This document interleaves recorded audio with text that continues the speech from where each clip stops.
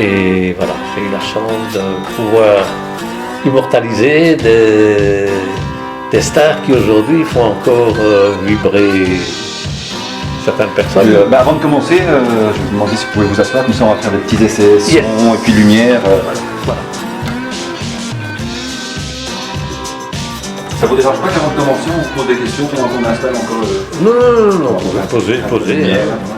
Comment vous avez fait pour tomber un petit peu dans la photographie, mais surtout de rock, parce que c'est ça qui nous intéresse, puisqu'il va y avoir une exposition. Oui.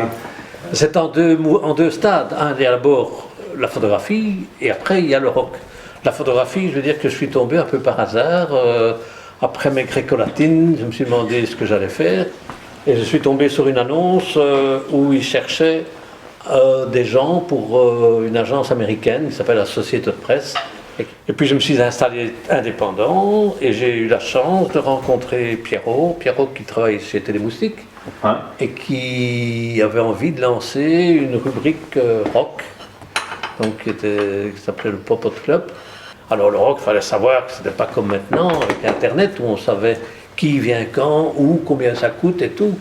Donc les gens devaient être au courant et c'était par le biais de rubriques comme celle qu'il y avait dans Télémoustique, qui savaient que Led Zeppelin venait, que c'était à telle heure, que c'était le succès amène le succès. Et puis j'ai toujours accompagné Pierrot à tous les concerts, à raison quasi de 2 par semaine, pendant 15 ans.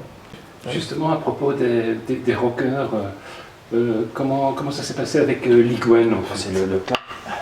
Liguen, c'est d'abord, pour un photographe, c'est bien parce qu'il a une gestuelle et il est toujours torse nu puisqu'il adore ça. Je me souviens avoir fait de belles photos de lui au cinéma romain à Anvers, à Borgerhout, où il y avait des statues. Il a commencé à grimper à toutes les statues. Comme une iguane, quoi, en fait. Comme une iguane, oui. Mais j'ai plus à raconter sur d'autres personnes comme Queen ou que j'ai mieux On va juste faire un petit essai son là.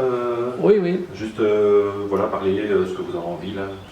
Mais j'ai eu beaucoup de chance de pouvoir faire des prises de vue d'un clip de Queen. Donc je suis tombé avec Forêt Nationale vide et un concert grosso modo d'1 heure, 1 heure et demie de Queen pour un caméraman et pour moi.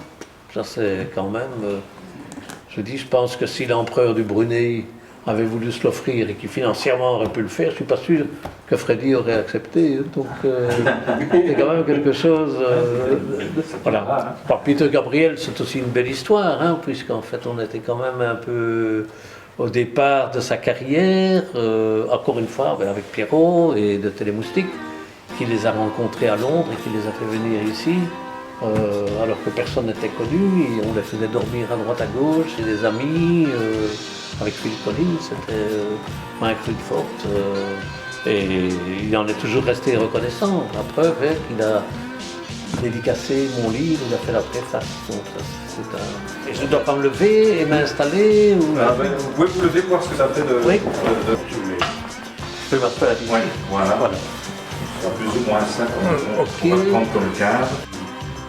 Ça met tout le monde d'accord, la musique, parce que chacun y trouve son bonheur. Ce ne serait pas la même chose si j'avais écrit un livre sur la vie sexuelle des girafes.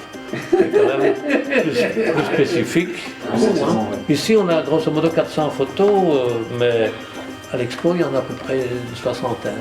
Donc on commence déjà par une belle bâche à l'entrée de 3,50 m sur 3,50 m avec Mick Jagger et moi.